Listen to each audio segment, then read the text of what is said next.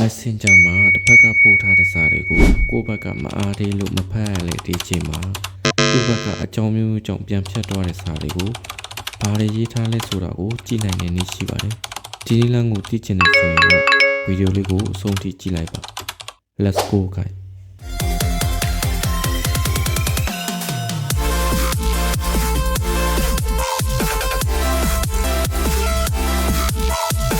Okay အဲ့ဒါဆိုရင်တော့ကျွန်တော်တို့အရင်ဆုံး software တစ်ခု download ဆွဲပေးရမှာဖြစ်ပါတယ်ဒီ software ကိုကျွန်တော်တို့ Play Store ကိုတွားပြီးတော့အရင် download ဆွဲလိုက်ပါ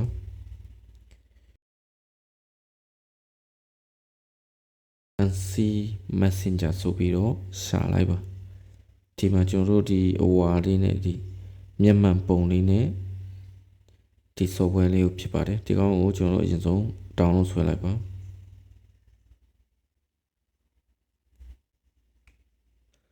Okay download ဆွဲလို့ပြီးပြီဆိုရင်တော့ကျွန်တော်တို့အရင် back ထွက်လိုက်ပါမယ်အရင်ဆုံးကျွန်တော်တို့ဒီမှာဒီ Messenger မှာတစ်ချက်အရင်ကြည့်မယ်ပေါ့နော်ဒီမှာဆိုလို့ရှိရင်ဒီမှာသူ့ဘက်က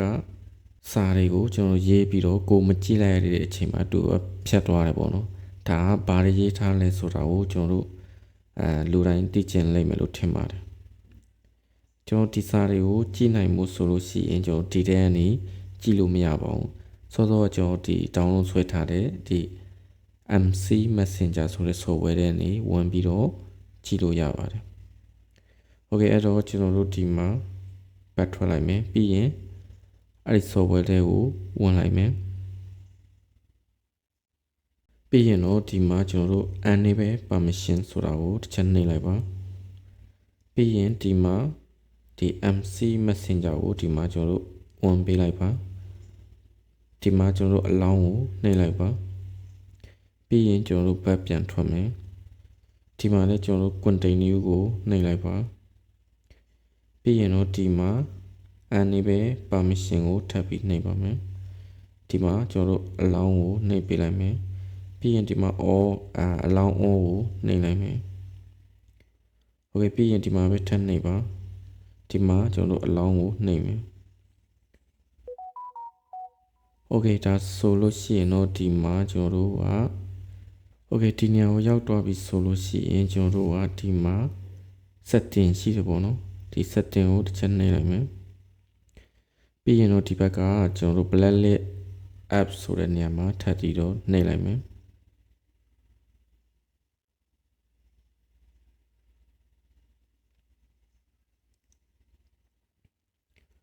Okay ဒီမှာကျွန်တော်တို့ကဒီကိုမဖွင့်ချင်တဲ့ဒီ software တွေကိုအကုန်လိုက်ပြီးတော့ပိတ်ပေးရမှာဖြစ်ပါတယ်ဒီမှာတစ်ချက်နှိပ်မယ်ဒီလိုလိုက်နှိပ်မယ်ပေါ့နော်အကုန်လုံးဖွင့်ထားရင်လည်းရတော့ရတယ်ဒါပေမဲ့အကုန်လုံးဖွင့်ထားရင်တော်တော်ရှုပ်တယ်ပေါ့နော်ဒီမလိုအပ်တဲ့ဒီ noti တွေကလိုက်တက်နေမှာပေါ့နော်တော့ဒီမှာအကုန်လိုက်ပိတ်မယ်ကျွန်တော်တို့အဓိကဒီ Messenger တို့ Viber တို့လောက်ပဲကျွန်တော်တို့ဖွင့်ထားမယ်ပေါ့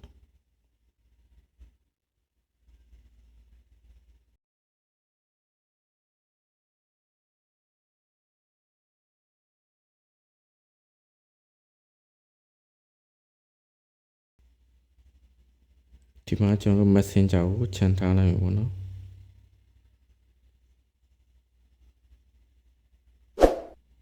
ဒီမှာရှိတဲ့ဒီ software တွေကိုအကုန်လိုက်ပြီးတော့ပိတ်ပေးလိုက်ပါဒီအတုံးမလို့တဲ့ software တွေကိုလိုက်ပြီးတော့ပိတ်ပေးရမှာဖြစ်ပါတယ်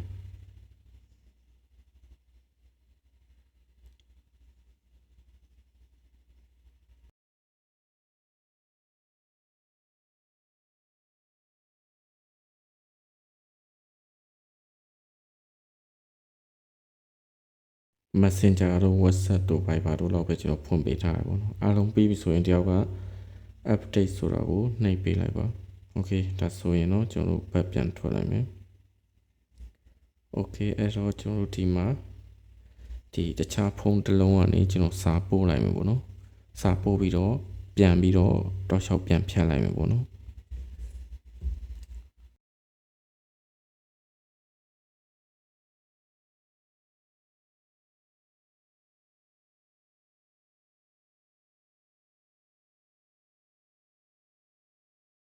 ကိုကျွန်တော်ပို့ပြီးချင်းဒီမှာပြန်ပြီးတော့ဖြတ်လိုက်မယ်ဒီဘက်ကနေ